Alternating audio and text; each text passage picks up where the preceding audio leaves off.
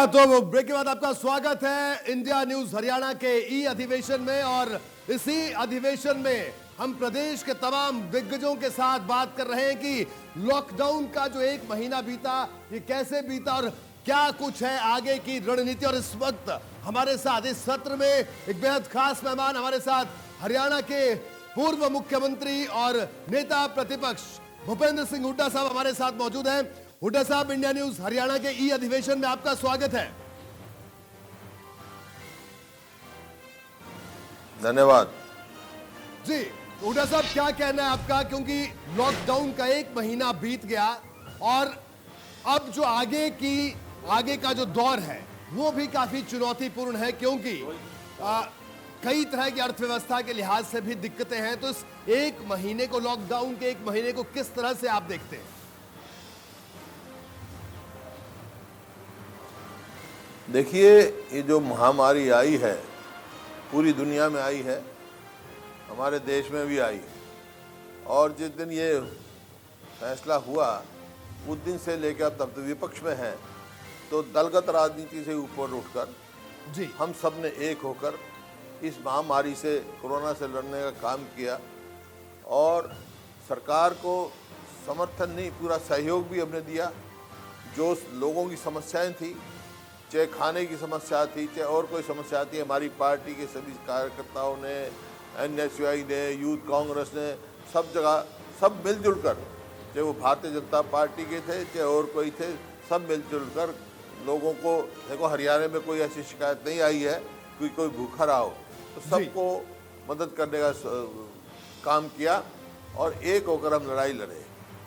देखिए, लॉकडाउन लगा, एक महीने करीब हो गया। सवाल इस बात का है कि अब ये खुलेगा जब, कैसे खोला जाए, कितनी समस्या बढ़ेगी।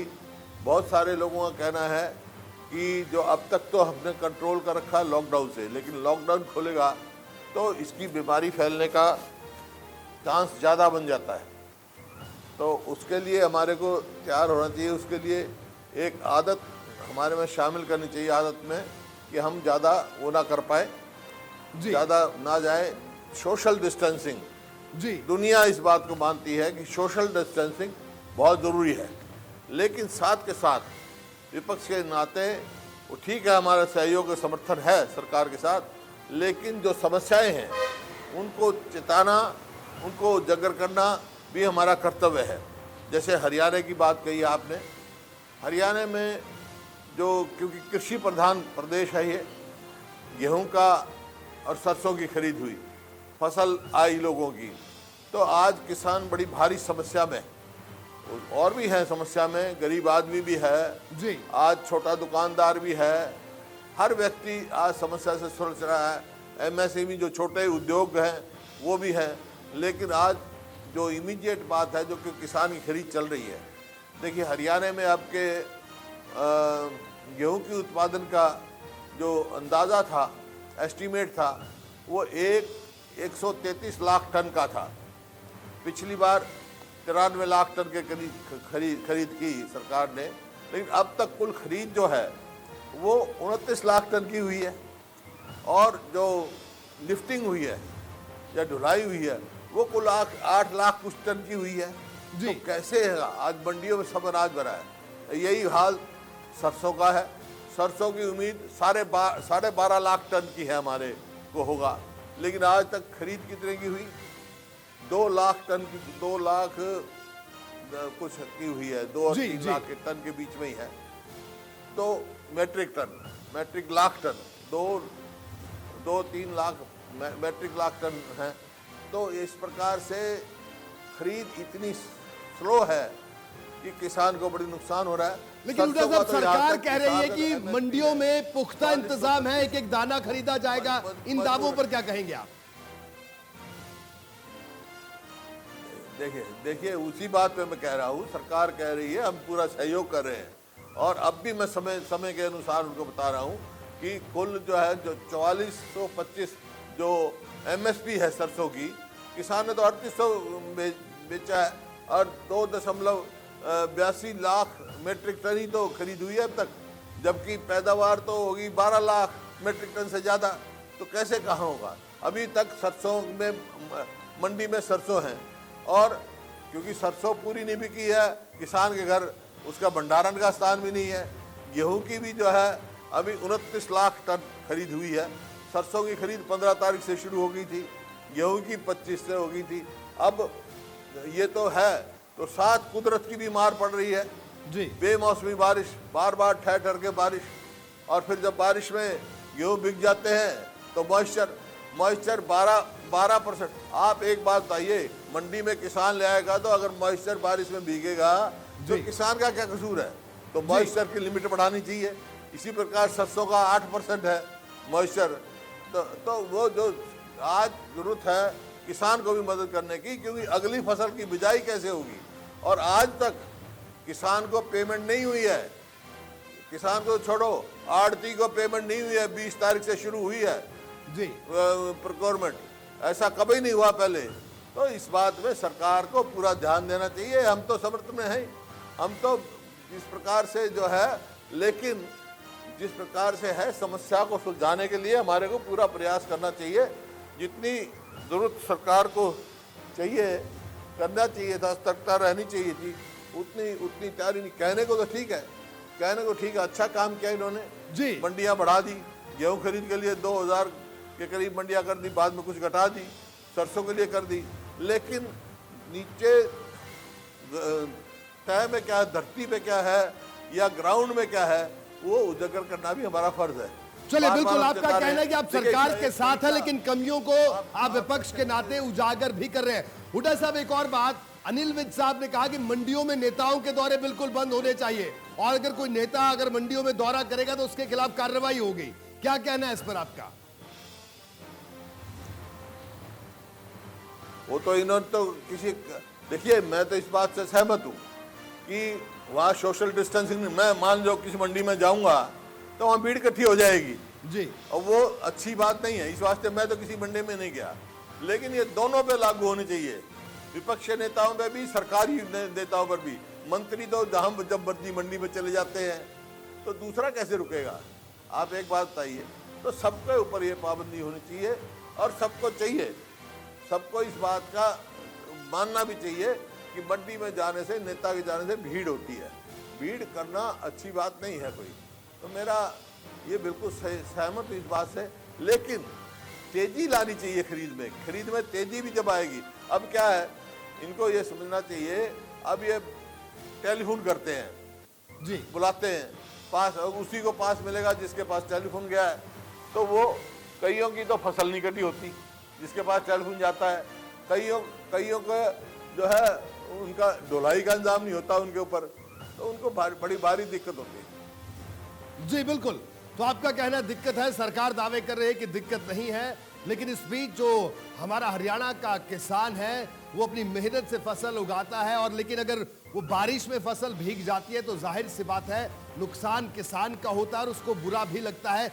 हुड्डा साहब, जो बेमौसम बारिश हुई बीच में, और कई जगह से रिपोर्ट्स आई कि तिरपाल की व्यवस्था नहीं थी, बहुत सारा अनाज वहां पर भीग गया, तो इसमें कहीं ना कहीं जो अधिकारी है उनकी लापरवाही आप इसे मानते हैं?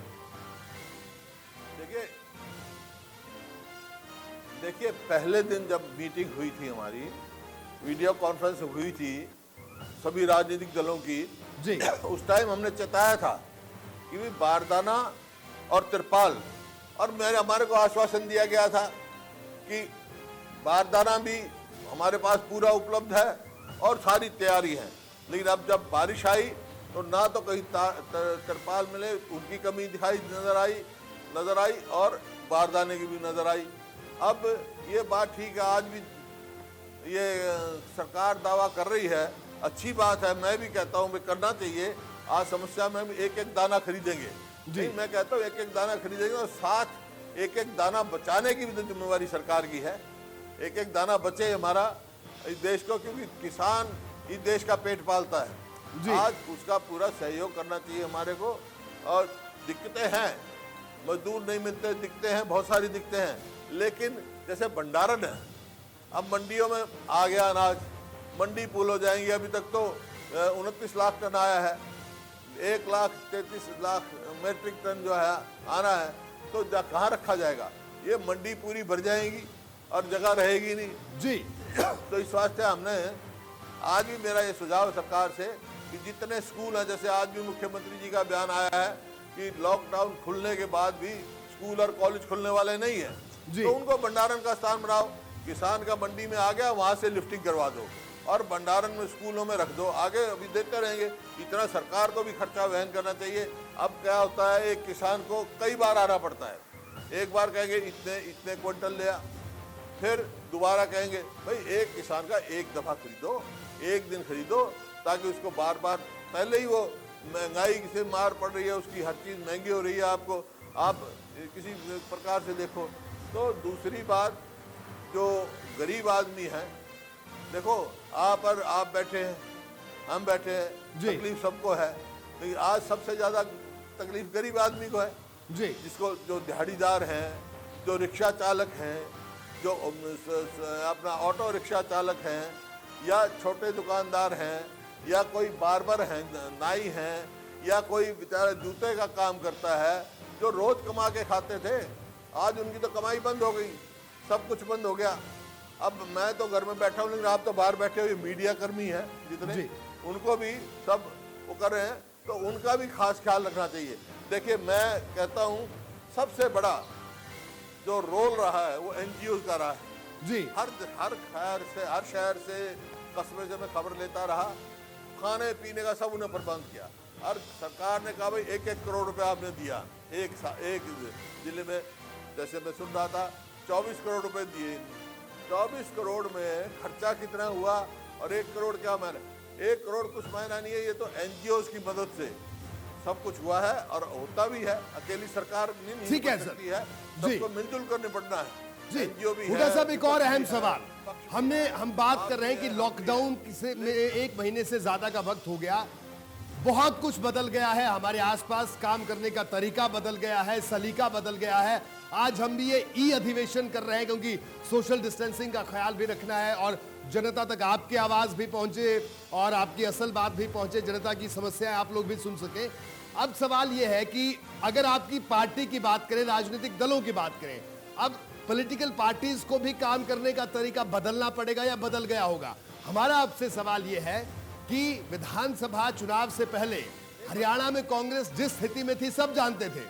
अचानक उस कांग्रेस में आपने जान फूंकी, लेकिन अब ये कोरोना का संकट, तो आपके जो तमाम फ्रंटल ऑर्गेनाइजेशन है या तमाम जो और संगठन है, तो किस तरह से आप दोबारा से रिवैम्प करेंगे? क्योंकि कोरोना काल चल रहा है, बाहर नहीं जा सकते, कोई रणनीति बना रहे हैं सर?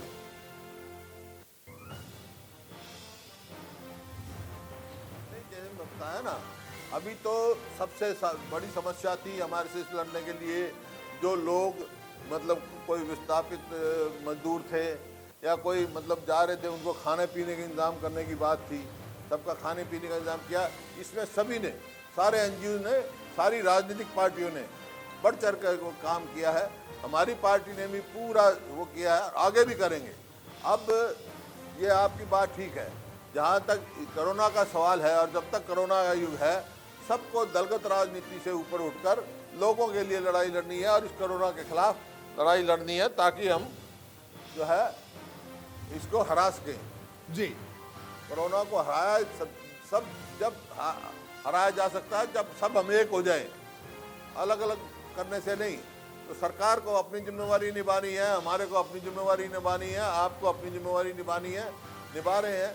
लेकिन आज जैसा मैंने कहा, सबसे पहले तो किसान की आप देखो, अगली फसल नहीं बुएगी समय पर तो कितनी मुश्किल हो जाएगी, आप समझते हैं।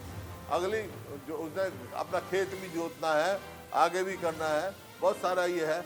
एक तो जो बेमौसम बारिश हुई है, मॉइस्चर ना उड़ाकर किसान इसकी खरीद करनी चाहिए। जब मान लो 12% की जगह 18% कर दें, 8% की जगह 12% कर दें, ताकि उसको रियायत मिले इस बात की, और खरीद में देर ना हो। अब खरीद में आज मॉइस्चर कह देंगे भाई ये तो 12% से ज्यादा है, गेहूं में बारिश हुई है, ये करने की हुड्डा साहब, एक और अहम सवाल ये है कि हरियाणा और दिल्ली के बीच में एक तनातनी हो गई है, बॉर्डर सील कर दिए हैं, और हरियाणा ने साफ तौर पर कह दिया कि दिल्ली से कोई भी व्यक्ति हरियाणा में नहीं आए, अगर आप वहां काम करते हैं तो आप दिल्ली में रहिए। तो आप इसको किस तरह से देखते हैं, क्योंकि इस फैसले को लेकर कई तरह की प्रतिक्रियाएं आ रही हैं?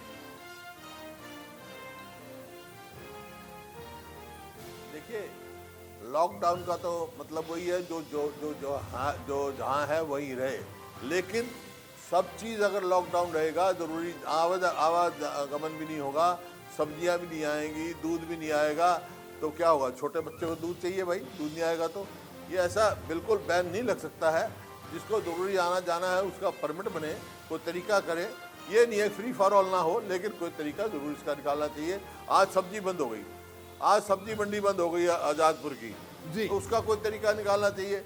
अब जो हरियाणा में जो सब्जी पैदा करता है किसान, वो तो मारा गया, उसकी सब्जी तो खेत में ही सड़ जाएगी जब आवक नहीं होगी। अगर कोई रास्ता कहे भाई उससे चलो आज़ादपुर बंद हो गई, तो हरियाणा के बॉर्डर पे कोई खेत लेके, कोई मंडी लेके वहाँ लगाएं, तो कुछ ना कुछ तो मतलब इस प्रकार का सोचना चाहिए। जी, हुड्डा साहब, आप सरकार को कोई सलाह, हालांकि आप देते होंगे वक्त वक्त पर, नेता प्रतिपक्ष आप हैं और जाहिर सी बात है आपकी बातचीत भी होती होगी, आप कोई ऐसा सुझाव, कोई ऐसा सलाह हमारे इस अधिवेशन के मंच के जरिए आप सरकार को देना चाहें कि इस कोरोना काल के संकट के दौर में?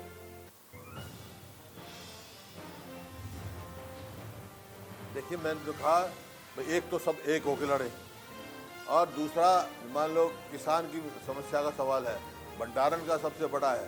स्कूलों को एक्वायर करके मंडी से वहाँ से जल्दी से जल्दी उठवाएं, लिफ्टिंग कराएं, मंडियों को खाली कराएं, ताकि आवक उतना हो और किसान को पेमेंट करें। और जो MSME हैं, जो लघु उद्योग हैं, जिनकी बंद हो गए, कोई किराए पे भी चला रहा है, उनके लिए कुछ ना कुछ पैकेज की ऐलान करें, ताकि अगला काम अगले शुरू कर सकें। जो बेचारे दिहाड़ीदार हैं उनके लिए भी खैर सरकार सुझाव दिए हैं, हमने सुझाव दिया ग्रीन कार्ड को अनाज दो, अच्छा काम किया इन्होंने, कहा ग्रीन कार्ड को हम दे रहे हैं, क्योंकि भूख तो किसी कार्ड का रंग नहीं देखती है ना जी। जो ग्रीन कार्ड है, मान लो 3 व्हीलर चलाता था, उसकी चलता था तो वो ग्रीन कार्ड में था, BPL से ऊपर था, लेकिन वो चलेगा ही नहीं और उसकी किस्त बंदी रहेगी। वो दूसरा जो जैसे राजस्थान ने किया है, गरीब आदमी का बिजली का 2 महीने का बिल माफ कर देना चाहिए। जब एक प्रदेश कर सकती है तो दूसरे प्रदेश क्यों नहीं कर सकती? उसमें रियायत देने का काम करना चाहिए। इसी प्रकार से जो छोटे दुकानदार हैं जी, इस प्रकार से उनको किस प्रकार से रियायत दी जा सकती है, बैठ के अभी कल हमारी बात भी होगी, चर्चा भी होगी कल मुख्यमंत्री जी से। कल फिर बुलाया है उन्होंने, जो ग्रुप बनाया है गवर्नर साहब ने, बताते हैं, तो उसमें भी चर्चा होगी। तो इस क्रम से हर वर्ग परेशान है, कर्मचारी है। देखिए जी, जो हुड्डा साहब, एक तबलीगी जमात का बहुत जिक्र आजकल हो रहा है और हरियाणा में भी बहुत सारे लोग हैं वो यही कह रहे हैं कि तबलीगी जमात की वजह से कोरोना का संक्रमण यानी इसके मरीज ज्यादा हुए। अनिल विज साहब की भी इस तरह की स्टेटमेंट आ चुकी है, उन्होंने तो बल्कि बाकायदा कि ये भी जारी किया था कि जो लोग अपनी बात को छिपा रहे हैं उनके खिलाफ कार्रवाई भी होगी। इस पर क्या कहना है आपका? देखिए, वो कोई भी हो जो कोरोना फैलाने का काम करता है उसको पूरा दंडित करना चाहिए, और बनाया भी है कानून उन्होंने, तो वो करना चाहिए। उसमें कोई एक्सेप्शन नहीं है, कोई धर्म और कोई एक्सेप्शन नहीं उसमें। जो भी समाज में कोरोना फैलाने का काम करता है वो उसको ज़रूर दंडित करना चाहिए, ज़रूर, कोई किसी जमात से हो। जी बिल्कुल। और इसके अलावा अब अगर हम आगे की बात करें, क्योंकि जिस तरह से हरियाणा में हम साफ तौर पर कह सकते हैं, और आपने भी इस पूरी अभी बातचीत में आपने सरकार को ये कहा कि विपक्ष सरकार के साथ है, आपने जो अच्छे काम है उनकी तारीफ भी कर रहे हैं और बिल्कुल आपको विपक्ष की भूमिका भी निभानी है, वो भी आप निभा रहे हैं। लेकिन हुड्डा साहब, अब हम ये जानना चाह रहे हैं कि रोजमर्रा की जो रूटीन है उसमें किस तरह से बदलाव आ गया इन 1-1.5 महीने में? क्या बदलाव आपने महसूस किए? क्योंकि आपने लंबा अरसा आपने हरियाणा की सियासत का देखा है और देख रहे हैं। लोगों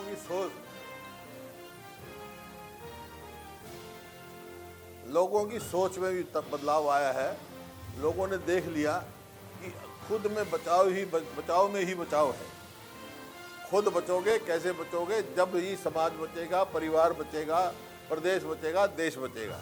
ये जो सोच में फर्क आया है, उसी वजह से आम आदमी भी अनुशासित अपने आप को उसमें चल रहा है। आम आदमी भी सोशल डिस्टेंस रख रहा है। कोई कहीं गलती भी होती है, लेकिन आम तौर पे आदमी गांव में भी खबर आ रही है मेरे को, गांव में भी जैसे पहले इकट्ठे बैठ के ताश खेलते थे, हुक्का पीते थे, अब नहीं, गांव वालों ने भी कह दिया नहीं भाई इकट्ठा हुक्का नहीं पियेंगे, हम इकट्ठा ताश नहीं। इस प्रकार से हर उस पे बदलाव, सोच में बदलाव आ रहा है। अच्छी बात है ये जो सोच में बदलाव आएगा ये, क्योंकि आगे ये एक दिन में नहीं है, ये हो सकता है कितनी अपने को लंबी लड़ाई लड़नी पड़े, इसको भी कुछ कहा नहीं जा सकता। जी हुड्डा साहब, आखिर में हरियाणा की जनता से क्या कहना चाहेंगे इंडिया न्यूज हरियाणा के इस ई अधिवेशन के मंच से आप?